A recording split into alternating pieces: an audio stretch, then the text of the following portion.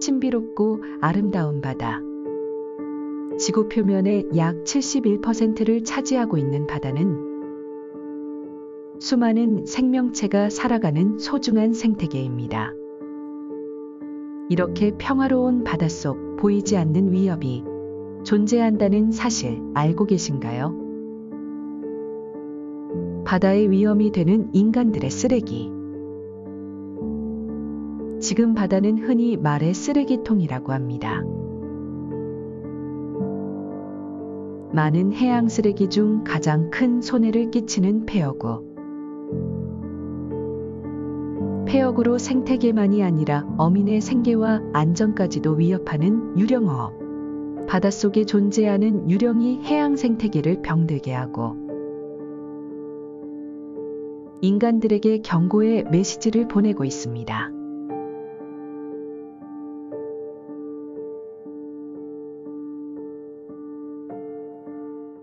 해양 쓰레기 문제, 지구 건강을 해치는 골칫덩이가 되어가고 있습니다. 최근에 반입량이 급증해서 처리에 애를 먹고 있습니다. 직불금을 받기 위해서 할당된 폐기물 반입까지 더해지면서 집화장이 폐쇄되고 제때 처리하지 못하는 악순환이 반복되고 있습니다. 오랜 기간 침묵하던 제주 바다가 기후위기와 해양 쓰레기 등으로 급격하게 악화하고 있습니다. 이제는 실제 우리가 체감할 수 있는 직접적인 피해로 이어지고 있는데요. 해양 쓰레기로 인해 우리 바다는 심각한 피해를 입고 있습니다. 그렇다면 이러한 해양 쓰레기는 어디서 오는 것일까요? 우리가 마주하는 해양 쓰레기는 모두 인간의 활동에서 발생합니다. 우리나라의 해양 쓰레기 발생량은 1년에 약 14.5만 톤으로 이 중 약 65% 정도는 육상의 쓰레기가 바다로 흘러 들어간 것이고 약 35%는 어선어업으로 생긴 스티로폼 부표나 그물과 밧줄과 같은 폐어구들입니다. 사실 이러한 해양 쓰레기는 그 양이 육상 생활계 폐기물의 1%도 되지 않습니다. 하지만 바다에 버려진 해양 쓰레기는 적은 양으로도 해양 생태계에 막대한 피해를 일으키게 됩니다. 해양 쓰레기는 분해도 쉽지 않아 피해는 계속 누적됩니다. 해양 쓰레기 중에서 해양 생태계에 가장 큰 피해를 입히는 것이 바로 폐어구입니다. 폐어구는 방치, 유실되었거나 고의로 버린 어구를 말합니다. 폐어구의 종류에는 밧줄, 어망, 낚싯줄, 부표, 기타 플라스틱 제품 등이 있는데요.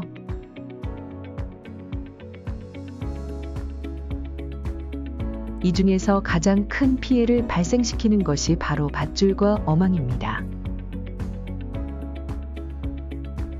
이렇게 바다에 버려진 폐어구로 인해서 해양 생물들이 꼼짝 못해 죽는 것을 유령어업이라고 합니다.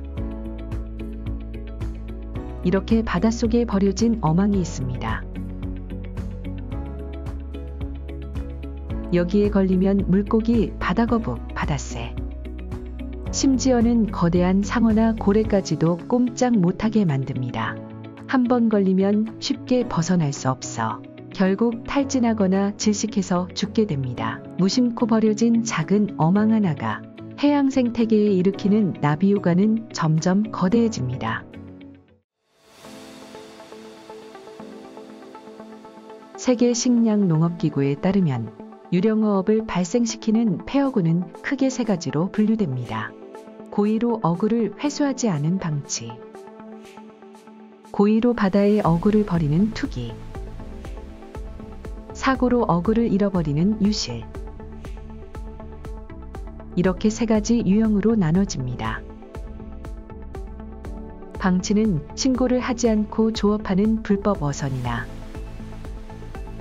허가가 되지 않은 불법 어구를 사용하는 경우에 주로 발생합니다. 투기는 육상 처리 비용, 처리 장소, 시간 등의 이유로 육상에서 처리하지 않거나 조업하다가 훼손된 어구를 그냥 바다에 버리는 경우 발생합니다. 유실은 어구를 잘못 설치한 경우나 기상 악화 등의 이유로 바다에 잃어버리는 경우 발생합니다. 전국 자망어업인 설문조사에 따르면 유실로 인한 폐어구 발생 가능성이 가장 높다는 응답이 많았지만 실제로 폐어구를 투기하는 경우도 매우 많을 것으로 예상하고 있습니다. 한국의 자망 유실률은 전 세계 평균인 5.8%보다 훨씬 높은 수치인 16.9%를 기록하고 있는데요. 어떤 이유로든 해양에 남겨지는 폐어구의 경우는 심각한 문제를 일으키기 때문에 원인별 대응 전략을 세우고 어업인, 정부, 시민들의 노력이 필요한 실정입니다.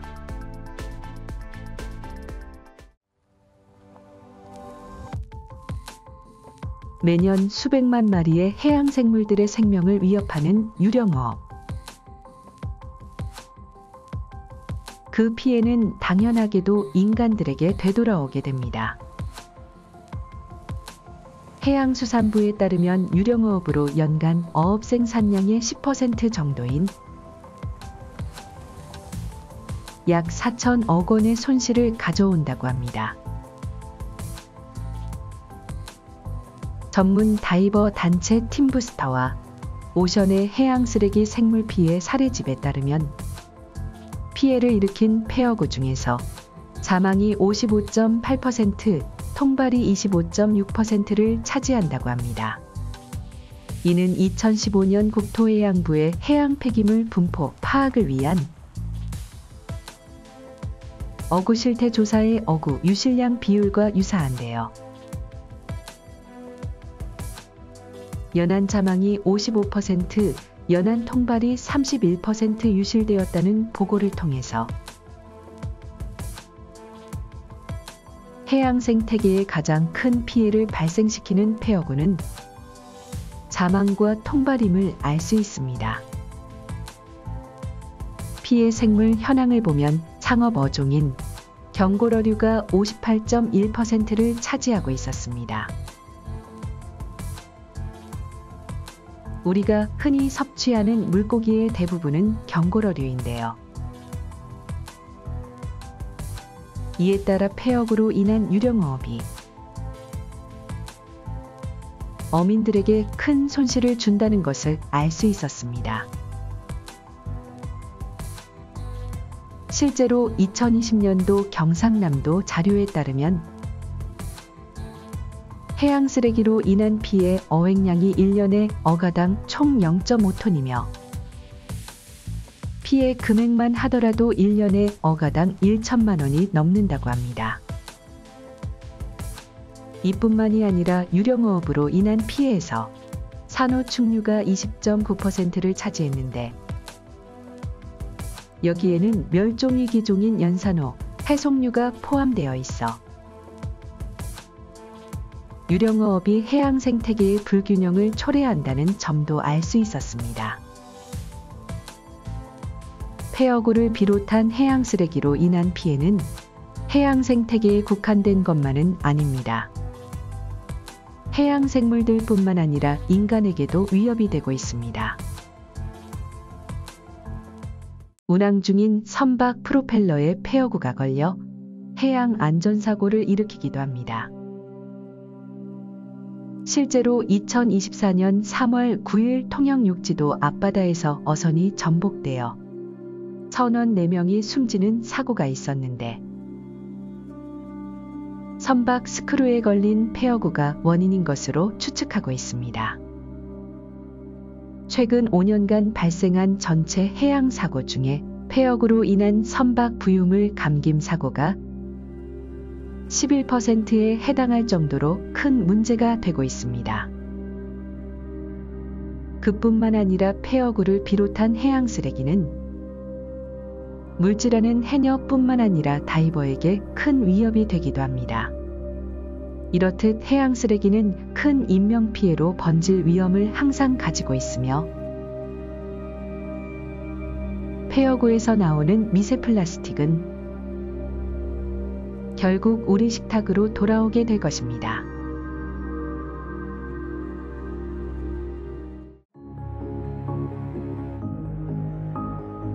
이처럼 심각한 문제를 일으키는 유령어업. 그렇다면 유령어업 해결을 위해서 어떤 일이 진행되고 있을까요? 우리나라는 2009년부터 지자체별로 주요 어선어장에서 유실 침적된 폐허구를 수거하고 처리하는 사업을 진행해 왔습니다. 2014년부터는 해양수산부가 이를 통합적으로 관리하고 있습니다. 이 사업을 통해 10년간 26,643톤의 폐허구를 수거했다고 밝혔습니다. 실로 엄청난 수치가 아닐 수 없는데요. 이외에도 해양수산부에서는 해양쓰레기 관리 사업으로 선상 집화장을 설치 및 운영하고 있습니다. 선상 집화장은 어업인이 조업 중에 발생한 쓰레기를 항구에 입항할 때 손쉽게 버릴 수 있게 하여 투기를 방지하는 역할을 합니다. 추가로 조업 중에 걸린 쓰레기를 가져오면 어민들에게 금전적인 보상을 하는 수매 사업도 진행하고 있습니다. 또한 어구 유실량 신고 제도를 도입하여 효율적인 수거와 안전한 항해를 지원할 계획이고,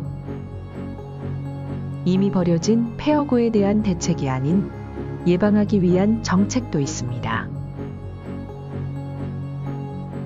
현재는 통발에 한해서 시행하고 있지만 2026년부터는 자망어구와 양식장 부표까지 확대 시행하고, 보증금 외에도 폐허구 회수 포인트를 현금으로 지급해 어구 보증금제가 안정적으로 자리 잡도록 할 계획이고, 시간에 구애받지 않고 폐허구를 반납할 수 있도록 무인 반납기 시스템을 도입하여 잘 버리는 게 이익이 되도록 할 예정입니다. 폐허구 방치와 불법 투기를 예방하기 위한 어구 실명제도 도입을 하고 있는데요. 통발과 그물 등 어구의 어민의 실명을 기재한 표시기를 반드시 달도록 하는 제도입니다. 또한 불법 방치 어구는 즉시 철거하기 위해 어구관리기록부를 신설하여 폐허구 방지에 적극 나설 예정인데요. 폐허구가 많이 발생하는 어선은 집중 감척하고, 감척된 어선은 폐허구 수거 전용선으로 운영하여 폐허구를 상시 수거할 계획입니다. 유령어업의 해결을 위해서는 정부뿐만이 아니라 어업인들의 노력 또한 필요합니다. 마을 공동체는 어장 청소, 어장 감시, 어업 분쟁 조정 등을 통해 폐허구를 줄이기 위한 지침과 행동 강령을 마련해서 실천해야 합니다. 이외에도 폐허구 수거 경진대회 참여 등을 통해서 폐허구 관리에 힘써야 합니다. 최근에는 유령어업을 줄이기 위한 기술 개발도 활발하게 진행하고 있는데요. 어망에 추적 장치를 부착하여 유실 시 빠르게 회수할 수 있는 기술이 개발되고 있습니다. 국립수산과학원에서는 미생물에 의해서 분해되는 생분해성 어구를 개발하여 보급하고 있습니다. 아직은 가격이 비싸 보급에 어려움이 있지만 생산량을 늘리고 가격 경쟁력을 갖추기 위해서 보조금을 지원하여 어업인의 부담을 줄여주고 있습니다.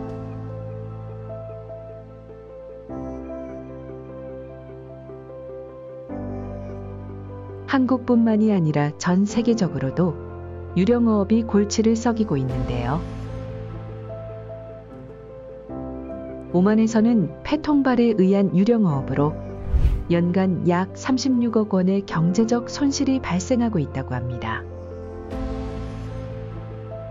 이는 오만 어업 총어획량 가치의 약 2.1%에 해당하는 금액이라고 합니다.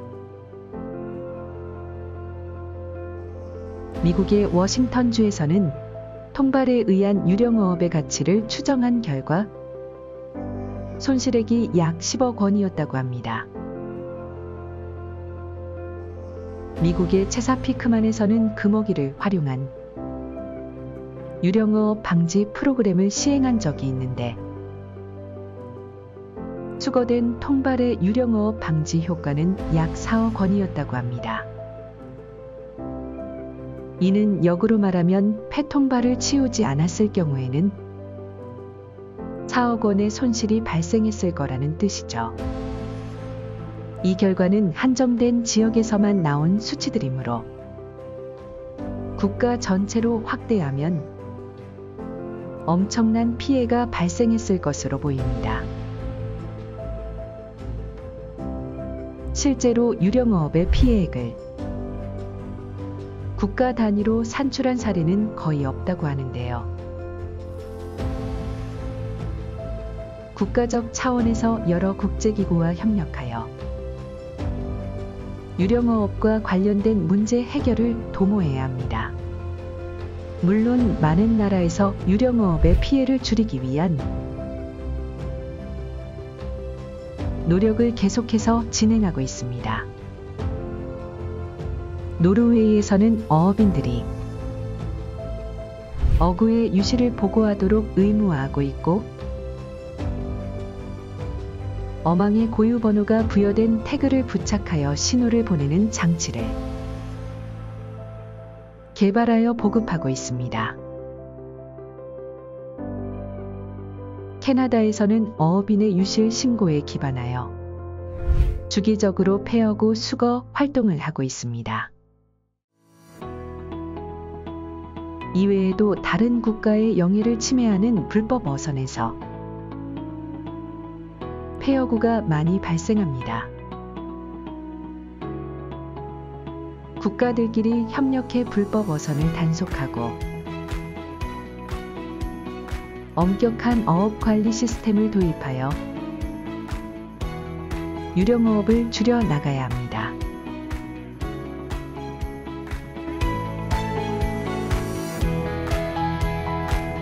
유령어업을 해결하는 것은 정부의 노력만으로는 안 됩니다. 어업인 한 사람의 행동도 문제 해결에 큰 도움이 됩니다.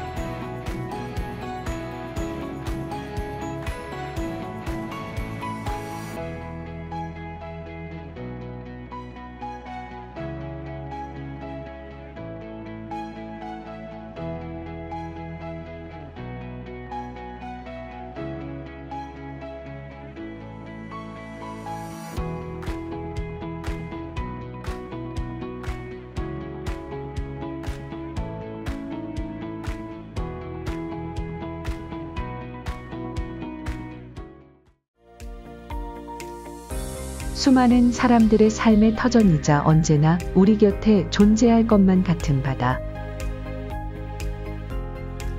하지만 인간들의 욕심으로 우리의 바다가 생명을 잃어가고 있습니다. 우리의 관심과 노력이 없어진다면 그 피해는 고스란히 우리의 몫이 될 것입니다. 바닷속에 잠겨 보이지 않지만 실제하는 위협, 유령어업. 해양 생태계를 위해, 우리의 미래를 위해 유령어업은 없어져야 합니다. 모두가 함께 노력해야 바다가 안전하고 풍요로운 모습을 되찾을 수 있습니다.